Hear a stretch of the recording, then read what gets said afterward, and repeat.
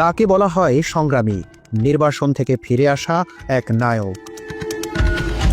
তবে গোয়েন্দা জগতের অন্ধকার করিডোরে বিএনপির সাবেক সংসদ সদস্য ও প্রবীণ রাজনীতিবিদ সালাউদ্দিন আহমেদের জন্য ব্যবহৃত হয় ভিন্ন এক নাম।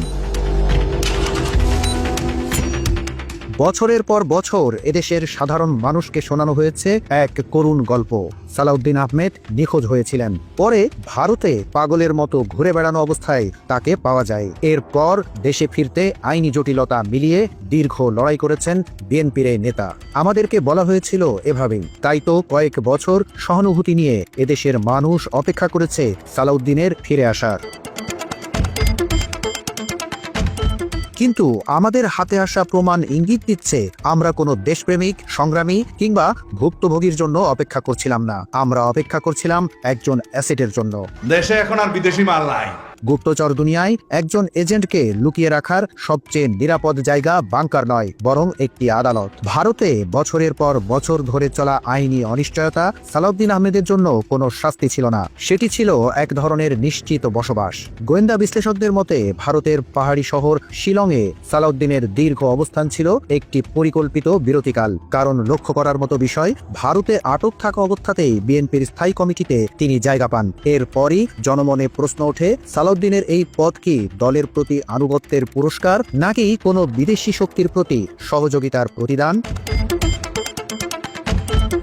প্রশ্ন উঠতে পারে, শিলংয়ে আপ্যায়ন করার জন্য কেন সালাউদ্দিনকেই বেছে নেওয়া হলো? কারণ ডিপ স্টেট সবসময় দুর্বলতা খোঁজে, আর সালাউদ্দিন আহমেদের অতীত সেই সুযোগটি করে দেয়। 2008 সালে 1 কোটি টাকা ঘুষ নেওয়ার অভিযোগে দুর্নীতির মামলায় 7 বছরের সাজা হয় বিএনপির এই নেতার। সালাউদ্দিনের আর্থিক দুর্বলতাকেই টার্গেট করে ভারতীয় গোয়েন্দা সংস্থা।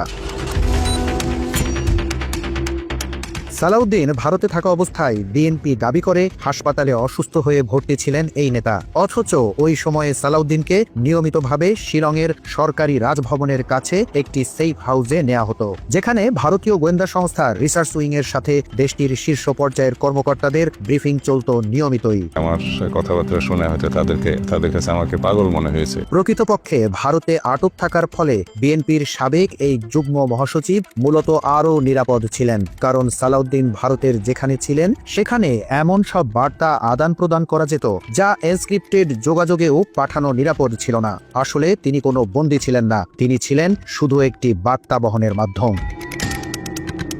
আর একটি বিষয় লক্ষণীয়, সালাউদ্দিন আহমেদ বাংলাদেশে ফিরেছেন আদালতের মুক্তির দিনে নয়। তিনি ফিরেছেন তখনই যখন তার আশ্রয়দাতারা মনে করেছেন এটা উপযুক্ত সময়। কিন্তু কেন তখন? কারণ দেশের পরিবর্তিত সময়ে স্বাভাবিকভাবেই সামনে ছিল জাতীয় নির্বাচন। বিভিন্ন সূত্রের দাবি, বিএনপির স্থায়ী কমিটিতে তার ভূমিকা এখন আর শুধুই নীতি নির্ধারণে থেমে নেই। মূলত দলে কে জায়গা পাবে আর কে পাবে না তার পুরোটাই ঠিক করেন সালাউদ্দিন। এমনকি সংসদ নির্বাচনের সম্ভাব্য প্রার্থীদের যাচাই বাছাইয়ের দায়িত্ব পালন করেন ভারত থেকে ট্রেনিং নিয়ে আসা এই নেতা। সেই সুযোগে এবারের নির্বাচনে বিএনপির মধ্যে ভারতীয় আধিপত্য বিরোধীদের নীরবে মনোনয়ন বঞ্চিত করেছে সালাউদ্দিন। প্রাধান্য দিয়েছেন ভারত প্রেমীদের। আমরা তো দোয়া চাই, আমরা বেকুনো দোয়া গুজিলাম। আমাদের হাতে আসা নথি থেকে জানা যায় সালাউদ্দিনের কাছে একটি যৌথ সীমান্ত ব্যবস্থাপনা কর্তৃপক্ষের খসড়া প্রস্তাব রয়েছে। এই প্রস্তাব সন্ত্রাস দমনের অজুহাতে বাংলাদেশের ভূখণ্ডের অনেক ভেতরে ভারতীয় নিরাপত্তা বাহিনীকে কার্যত ক্ষমতা দেওয়ার বিশেষ সুযোগ তৈরি করবে।